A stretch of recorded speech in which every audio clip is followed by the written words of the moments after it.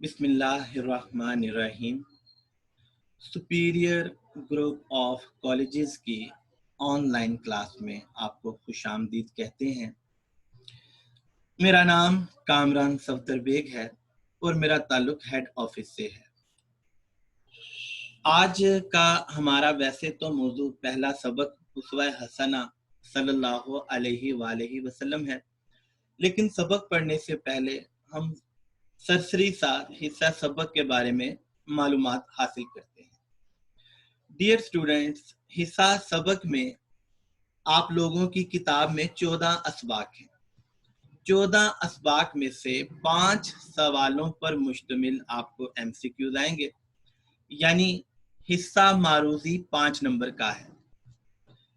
انشائی طرز کی اگر ہم بات کرتے ہیں تو اس میں حصہ سبق جو ہے وہ کل 25 نمبر کا ہے۔ اس میں پیراگراف یا جز کی تشریح 15 نمبر کی ہے، سبق کا خلاصہ 10 نمبر کا ہے، اور اس طرح حصہ سبق مجموعی طور پر 30 نمبر کا ہے، جبکہ آپ کا اردو کا پرچہ 100 نمبر کا ہے، جس میں حصہ سبق 30 نمبر کا ہے۔ سوال نمبر 3 جو آپ کو پیپر میں آئے گا وہ ہے سیاق و سباق کے حوالے سے کسی ایک جز کی تشریح کریں، سبق کا عنوان اور مصنف کا نام بھی تحریر کریں۔ تو ہم نے 2 پیراگراف یا 2 نثر پاروں میں سے کسی ایک کی تشریح کرنی ہے۔ تو سب سے پہلے ہم پریزنٹیشن میں سوال نمبر 3 لکھیں گے، جز الف یا جز بے کی تشریح، جون سا بھی جز ہم نے اٹیمپٹ کرنا ہے۔ اس کے بعد ہم حوالہ متن لکھیں گے۔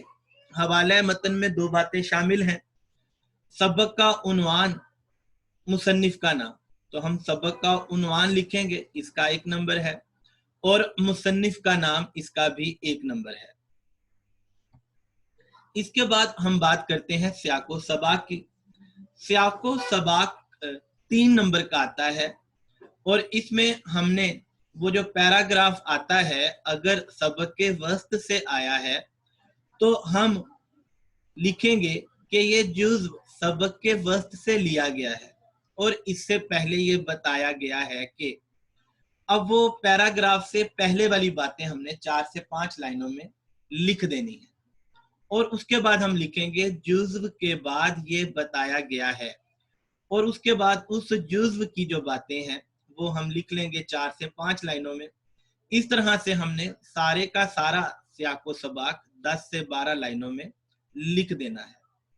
سیاق و سباق، سیاق کا مطلب ہوتا ہے مضمون یا سبق کا ربط، سباق کا مطلب ہوتا ہے سبقت لے جانا یا پہلے آنا۔ تو سیاق و سباق میں ہم بتاتے ہیں کہ پیراگراف سے پہلے کیا ہے اور پیراگراف کے بعد کیا ہے، تو اس طرح کی بات کو ہم سیاق و سباق کہتے ہیں۔ اگر وہ جز سبق کے آغاز سے آیا ہے تو پھر ہم بتائیں گے کہ یہ جز سبق کے آغاز سے لیا گیا ہے، اس کے بعد یہ بتایا گیا ہے کہ، اور ہم نے وہ باتیں 7-8 لائنوں میں بتا دینی ہیں۔ اگر وہ جز یا پیراگراف سبق کے اختتام سے آیا ہے تو ہم بتائیں گے یہ جز سبق کے اختتام سے لیا گیا ہے، اور اس سے پہلے یہ بتایا گیا ہے کہ، تو ہم نے مکمل طور پر سیاق و سباق کو 10 سے 12 لائنوں میں لکھ دینا ہے۔ سیاق و سباق کے 3 نمبر ہوتے ہیں۔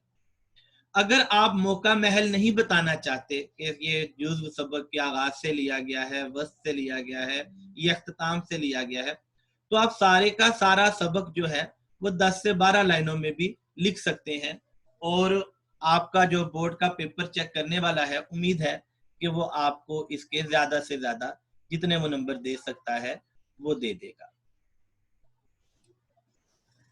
سیاق و سباق کے بعد اگلا جو مرحلہ ہے وہ تشریح کا ہے، اور یہ بہت زیادہ اہم حصہ ہوتا ہے، اس کے 10 نمبر ہوتے ہیں۔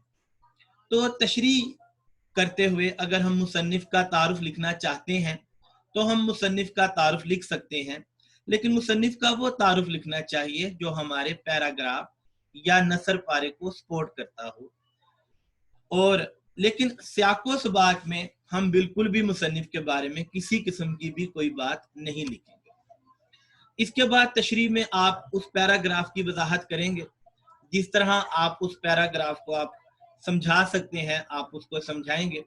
याद रखने की बात यह है कि आपने वो जो पैराग्राफ हमें पेपर में तशरीह के लिए आया है उसके अल्फाज को बदल देना है और उसके अल्फाज की अच्छी तरह वजाहत करनी है।